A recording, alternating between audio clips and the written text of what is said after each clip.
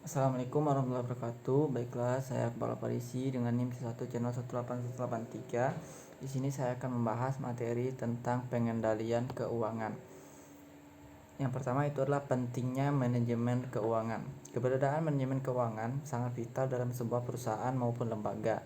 Dalam prosesnya, manajemen keuangan melakukan segala aktivitas ataupun kegiatan berkaitan dengan cara yang efisien dan efektif dalam mendapatkan, menggunakan, dan mengelola keuangan perusahaan. Selanjutnya adalah fungsi keuangan. Walaupun perincian antar organisasi bervariasi, fungsi keuangan yang utama adalah dalam hal keputusan investasi, penghitungan biaya, dan dividen untuk suatu organisasi. Tujuan manajer keuangan adalah membuat rencana guna memperoleh dan menggunakan dana serta memaksimalkan nilai organisasi. Berikut beberapa kegiatan yang terlibat. Yang pertama, dalam perencanaan dan peramalan. Manajer keuangan berinteraksi dengan para eksekutif yang bertanggung jawab atas kegiatan-kegiatan perencanaan strategi umum. Yang kedua, manajer keuangan harus memusatkan perhatiannya pada keputusan investasi dan perhitungan biaya serta segala hal yang berkaitan dengannya. Yang ketiga, manajer keuangan harus bekerja sama dengan manajer lainnya agar perusahaan dapat beroperasi secara efisien.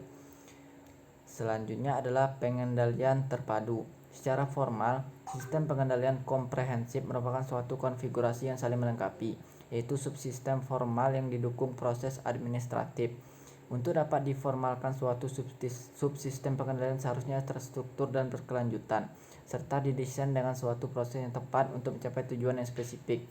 Untuk bisa menjadi pengendalian yang komprehensif, suatu sistem pengendalian seharusnya mencakup aktivitas perencanaan, operasional, dan fungsi umpan balik. Selanjutnya faktor-faktor kontekstual. Yang pertama ada ukuran, yang kedua motif keuntungan, yang ketiga stabilitas lingkungan, yang keempat faktor-faktor proses. Selanjutnya pertimbangan rancangan. Ada 3. Yang pertama antisipasi terhadap konsekuensi logis, yang kedua relevansi dengan teori agensi, yang ketiga pengelolaan perubahan. Selanjutnya pengendalian dalam era pemberdayaan. Para manajer cenderung mengartikan pengendalian secara sempit, seperti mengukur kemajuan terhadap rencana untuk menjamin pencapaian tujuan yang telah direncanakan. Suatu sistem pengendalian didiagnostik hanya merupakan salah satu dari unsur pengendalian. 3 unsur lainnya yang sama penting dalam lingkungan bisnis dewasa ini adalah sistem kepercayaan atau belief system, sistem batasan atau boundary system, dan sistem pengendalian interaktif atau interactive system. Para manajer juga harus mendorong para karyawannya untuk memprakarsai proses dan cara-cara baru untuk merespon kebutuhan konsumen, tetapi masih dalam batasan yang dapat dikendalikan.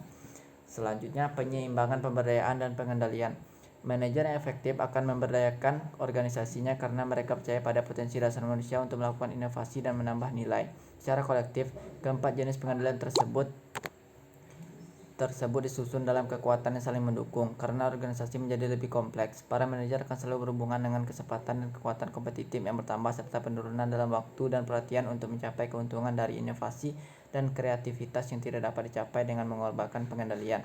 Secara kolektif, keempat jenis pengendalian disusun dalam kekuatan yang saling mendukung. Karena organisasi menjadi lebih kompleks, para manajer akan selalu berhubungan dengan kecepatan dan kekuatan kompetitif yang bertambah serta penurunan dalam waktu dan perhatian untuk mencapai keuntungan dari inovasi dan kreativitas yang tidak dapat dicapai dengan mengorbankan pengendalian. Yang terakhir, kesimpulan dari materi ini adalah pengendalian dapat didefinisikan sebagai suatu inisiatif dalam memilih karena yakin bahwa kemungkinan untuk memperoleh hasil yang diinginkan akan semakin meningkat. Suatu sistem yang komprehensif atas pengendalian dapat ditemukan pada perencanaan, operasi, dan kegiatan pembalik organisasi. Supaya menjadi komprehensif, suatu desain pengendalian seharusnya juga responsif terhadap lingkungan organisasial. Baiklah, terima kasih. Sekian presentasi dari saya. Terima kasih atas segala perhatian. Mohon maaf atas segala kehilapan maupun kekurangan. Saya akhiri dengan wassalamualaikum warahmatullahi wabarakatuh.